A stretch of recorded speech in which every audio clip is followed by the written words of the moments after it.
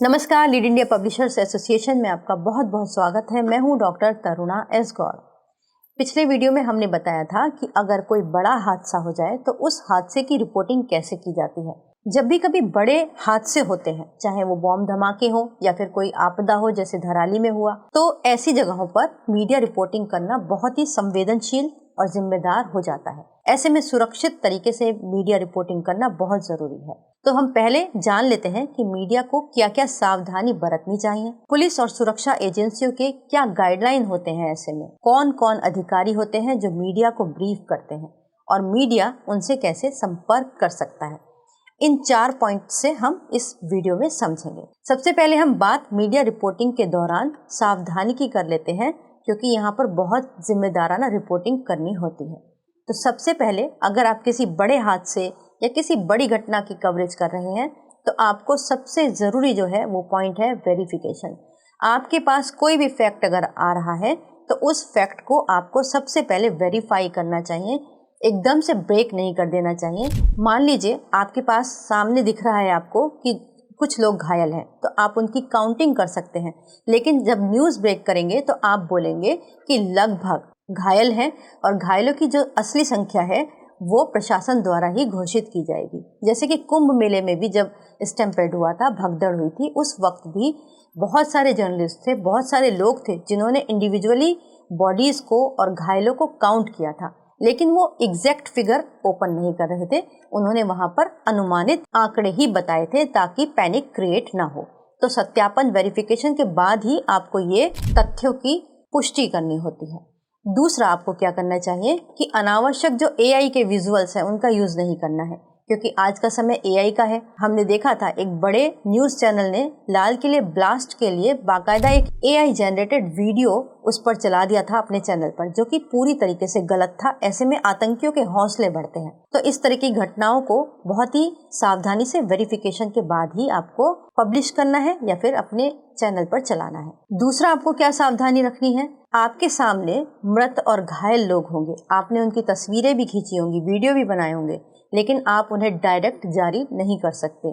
जो बड़े मीडिया हैं या रजिस्टर्ड मीडिया हैं वो जिम्मेदारान रिपोर्टिंग करते हैं। अखबारों में भी कभी आपने देखा नहीं होगा कि बहुत विभत्स फोटो चले हैं। हमेशा फोटोज वीडियोस को ब्लर करके ही चलाना चाहिए। दूसरा, जो आतंकवाद से प्रेरित दृश्य हैं या फिर किसी समूह और व्यक्ति का नाम है तो उसको इस तरीके से दिखाएं कि वो ग्लैमराइज ना हो। अभी हाल ही में हरियाणा के डीजीपी ने कहा भी था कि गैंगस्टर या फिर अपराधियों को बहादुर और हीरो की तरह दिखाना ठीक नहीं है। अब दूसरे पॉइंट में समझते हैं सुरक्षा और कानूनी जिम्मेदारियां, जो कि एक रिपोर्टर के लिए बहुत इम्पोर्टेंट है। सबसे पहला, आप क्राइम सीन पर मौजूद हैं तो वहां पर कभी भी क्राइम सीन के साथ छेड़छाड़ ना करें। जैसे वहां से आपने कोई चीज़ को उठा लिया या फिर कोई चीज़ आपकी वहां पड़ी है, आपने उसको कुचल दिया। अभी हाल ही में एक बड़ी घटना हुई है जिसका जिक्र हमें करना ज़रूरी है, क्योंकि ये आपके सीखने के लिहाज से बहुत ज़रूरी है। हमने देखा कि जब दिल्ली में लाल किला पे बॉम्ब ब्लास्ट हुआ तो वहाँ पर बहुत सारे जो रिपोर्टर्स थे, उसमें एनडीटीवी जैसे बड़े रिनाउंड टीवी चैनल थे, आज तक थे, ये इनके रिपोर्टर्स ने वहाँ से कुछ कुछ चीज़ें उठा ली। जैसे कार के खुले हुए दरवाजे उठा लिए, वहाँ से वाइपर उठा कर ले आए, जो कि क्राइम सीन के साथ सीधे सीधे छेड़छाड़ है, जो कि एक जिम्मेदार रिपोर्टर को बिल्कुल भी नहीं करना चाहिए था। इसके पहले भी जब संसद पर स्मोक बॉम्ब कांड हुआ था, उस वक्त भी जो छीना झपटी हुई थी उस बॉम्ब के खोखे को लेकर, वो भी एक अलग ही सीन क्रिएट हुआ था।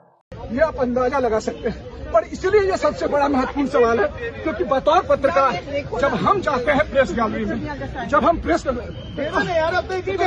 सही तो सदन के भीतर जिस वक्त हम लोग जाते हैं, कैमरे पर इस वक्त लगातार हम स्मोक बम दिखाने की कोशिश कर रहे थे। तो इस तरीके के कोई भी काम एक समझदार रिपोर्टर को बिल्कुल भी नहीं करने चाहिए। इसके अलावा क्राइम सीन पर आपको खुद की भी सुरक्षा करनी है। मीडिया कर्मियों को खुद को सुरक्षित तरीके से रखना है, क्योंकि घटना स्थल पर कुछ भी हो सकता है, खतरनाक मलबा हो सकता है, विस्फोटक हो सकते हैं। तो ऐसे में आपको बहुत सावधानी से काम करना होता है। तीसरा पॉइंट इसमें कहता है कि राष्ट्रीय सुरक्षा, सार्वजनिक व्यवस्था या फिर क्राइम की जो प्रोसेस है उसमें आपको बाधा नहीं बनना है। इसके लिए बाकायदा ministry of information and broadcasting यानी MIB ने गाइडलाइंस भी जारी की हैं। मेन पॉइंट्स जो बताए हैं वो मैं आपको यहाँ पर ब्रीफ कर देती हूँ। ये 26 अप्रैल 2025 को MIB द्वारा एक एडवाइजरी जारी की गई थी। उस एडवाइजरी के ये मुख्य पॉइंट्स हैं। जैसे उन्होंने कहा था कि जिम्मेदार रिपोर्टिंग करें, यानी कि रक्षा और सुरक्षा अभियानों से जुड़ी हुई जो खबरें हैं उनको कानून के नियमों के अंतर्गत ही आपको ब्रॉडकास्ट, पब्लिश या फिर प्रकाशित करना है, क्योंकि इससे अखंडता को खतरा हो सकता है। दूसरा पॉइंट इसमें था कि रियल टाइम कवरेज को आपको अवॉइड करना है, क्योंकि ऐसा हमने बहुत बार देखा है कि जब रियल टाइम कवरेज होती है तो उसका रक्षा अभियानों और सुरक्षा बलों की गतिविधियों पर बहुत ज्यादा प्रभाव पड़ता है। रियल टाइम कवरेज से बचिएगा। तीसरी गाइडलाइन कहती है संवेदनशील जानकारी ना दें। समय से पहले जानकारी साझा करने से दुश्मन की ताकत को बढ़ावा मिलता है और सैनिकों की सुरक्षा खतरे में पड़ जाती है, इसीलिए ध्यान रखना चाहिए। फोर्थ पॉइंट में उन्होंने कहा कि पिछले अनुभवों से सीखे, जिसमें उन्होंने 26/11 मुंबई हादसा, कंधार अपहरण जैसी घटनाओं का और करगिल जैसी घटनाओं का जिक्र किया। इन सभी मामलों में जो मीडिया रिपोर्टिंग हो रही थी उसका कहीं ना कहीं दुश्मनों ने फायदा उठाया था। अगर आपको याद हो, आपने देखा भी होगा कि 26/11 का जो हमला हुआ था, मुंबई अटैक, उसके अंदर जब नरीमन पॉइंट पर NSG कमांडोज को उतारा था, उसकी लाइव कवरेज जा रही थी और जिसका सीधा फायदा आतंकियों को मिल रहा था। इसीलिए ये गाइडलाइन बहुत महत्वपूर्ण है।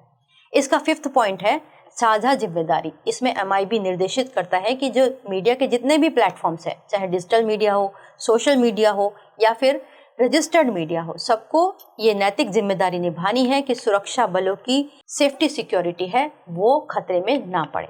सिक्स्थ पॉइंट के अनुसार नियम 61P का पालन करें, यानी केबल टीवी नेटवर्क संशोधन नियम 2021 के अनुसार आतंक विरोधी अभियानों का लाइव कवरेज पूरी तरीके से प्रतिबंधित है, तो इस पे आपको गाइडलाइन का पालन करना है। सेवेंथ पॉइंट में उन्होंने बताया है कि जो मीडिया को रिपोर्ट करना है वो सरकारी ब्रीफिंग तक ही सीमित रहना है। अपने सोर्सेस की पुष्टि करे बिना आपको उस खबर को तब तक ब्रेक नहीं करना जो सरकारी ब्रीफिंग हुई है, उसके साथ मिलाकर ही आपको अपनी खबर को ब्रेक करना है। ऐसे अभियानों पर रिपोर्टिंग केवल सरकार के द्वारा जो नॉमिनेट ऑफिसर्स होते हैं उन्हीं की ब्रीफिंग तक अपनी रिपोर्टिंग को सीमित रखिए। जैसे आपने ऑपरेशन सिंदूर में देखा भी होगा कि किस तरीके से जो कमांडर्स आते थे और वो ब्रीफ करते थे, उसके बाद ही रिपोर्टिंग की जाती थी, उसको पब्लिश किया जाता था। 8th पॉइंट इसमें कहता है उल्लंघन अगर आपने किया तो आपके अगेंस्ट में कार्रवाई होगी। किसी भी नियम का उल्लंघन अगर आप करते हैं तो आपके जो न्यूज़ प्लेटफॉर्म है उसके अगेंस्ट में और आपके रिपोर्टर या आपके खिलाफ एक्शन लिया जाएगा। तो ये गाइडलाइंस है जो MIB की हैं, आपको ब्रीफ में बताई, इनका ज़रूर पालन करिएगा। इसके अलावा अब हम जान लेते हैं तीसरा और चौथा पॉइंट, बहुत ब्रीफ में बताएंगे क्योंकि वीडियो बहुत लंबा होता जा रहा है। पुलिस सुरक्षा एजेंसियों की गाइडलाइंस क्या कहती है। कोई भी बड़े हादसे पर जब आप प्रेजेंट होते हैं तो वहाँ पर हमेशा आपको सीनियर पुलिस ऑफिसर्स मिलते हैं। आप हर एक से बात नहीं कर सकते, हर पुलिस ऑफिसर आपसे बात भी नहीं करेगा। तो इसमें specifically SP, DSP, ACP, commissioner of police, DG, ये सब लोग होते हैं जो आपको बताते हैं कि वहाँ पर घटना में क्या होने वाला है और क्या अब तक हुआ है। गृह मंत्रालय और नेशनल डिजास्टर मैनेजमेंट अथॉरिटी यानी NDMA भी बताती है कि आपको किस तरीके से रिपोर्टिंग करनी है, क्या गाइडलाइंस का पालन करना है। NDMA ये भी बताती है कि रासायनिक या फिर आतंकवादी हमले जो होते हैं उसमें जो सिचुएशंस होती हैं उसके लिए एक स्टैंडर्ड ऑपरेटिंग प्रोसीजर होता है, SOP, उसका पालन करना ज़रूरी है। तो वो आपको समय समय पर मिलती है, वहीं पर अधिकारी मौजूद होते हैं। अब कौन कौन सी एजेंसियां होती हैं वो भी पहचानना बहुत ज़रूरी है जब आप बड़े हादसे की रिपोर्टिंग कर रहे हैं। लोकल डिस्ट्रिक्ट पुलिस तो होगी ही होगी, अगर आतंक की घटना है तो बॉम्ब डिस्पोजल स्क्वाड होगा, एक्सप्लोसिव डिटेक्शन यूनिट होगी, फॉरेंसिक टीम होगी, राष्ट्रीय जांच एजेंसी जैसे कि नेशनल इन्वेस्टिगेशन एजेंसी NIA होगी। तो जब भी आतंक का मामला होगा तो ये अधिकारी होंगे जो आपको ब्रीफ करेंगे। अब मुख्य प्रश्न कि भाई मीडिया उन तक पहुंचेगा कैसे। तो अगर आप भी डेली क्राइम रिपोर्टिंग करते हैं तो आपको आइडिया हो जाता है कि आपके एरिया के पुलिस के ऑफिसर्स कौन हैं, आपको किससे बाइट लेनी है। या फिर अगर आप अभी क्राइम बीट पर नहीं हैं लेकिन शुरुआत की है तो आप क्राइम सीन पर जाकर भी जो पुलिस के बैच होते हैं उनको देख के समझ जाएंगे, या फिर बहुत सारे मीडिया पर्सन्स उनसे बाइट ले रहे होंगे, ये भी आपका एक बड़ा क्लू हो सकता है, आप उनसे बात कर सकते हैं। अब बात आती है कि कौन अधिकारी ब्रीफ कर सकता है, आपको बात किससे करनी है, तो वो है पुलिस कमिश्नर हो सकते हैं, एसपी हो सकते हैं, किसी राज्य के पुलिस महानिदेशक हो सकते हैं, डीजीपी, या फिर आपदाओं के दौरान जो पब्लिक रिलेशन ऑफिसर्स उन्होंने अपॉइंट ऑथोराइज किए होते हैं, वो होते हैं जो मीडिया को जानकारी देते हैं। मीडिया को उनसे संपर्क कैसे करना है वो हम आपको बता ही चुके हैं। और फाइनली ऐसे हादसों की और बड़ी आपदाओं की हमेशा प्रेस ब्रीफिंग होती है, उसके लिए प्रेस रिलीज जारी की जाती है। आप भी वो प्रेस रिलीज ले सकते हैं और उसके आधार पर अपनी रिपोर्ट को पूरा बना सकते हैं।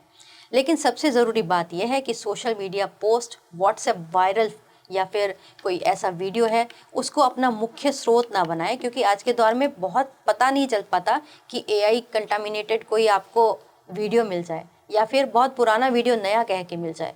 तो आपको हमेशा इन चीज़ों का ध्यान रखना है और इस तरीके के हादसों की रिपोर्टिंग करते वक्त बहुत गंभीर रहना है, प्रोटोकॉल्स का पालन करना है और अफवाहों पर नहीं जाना है। उम्मीद करते हैं ये वीडियो आपके लिए यूज़फुल होगा। बहुत कोशिश की है इसको गहराई से बनाने की, ताकि जो लोग फील्ड में रिपोर्टिंग करते हैं, इस तरीके के हादसों की कवरेज करते हैं, वो खुद भी सुरक्षित रहें और अपनी रिपोर्ट भी इस तरीके की बनाएं कि सुरक्षा का माहौल बना रहे, अफवाहें ना फैलें।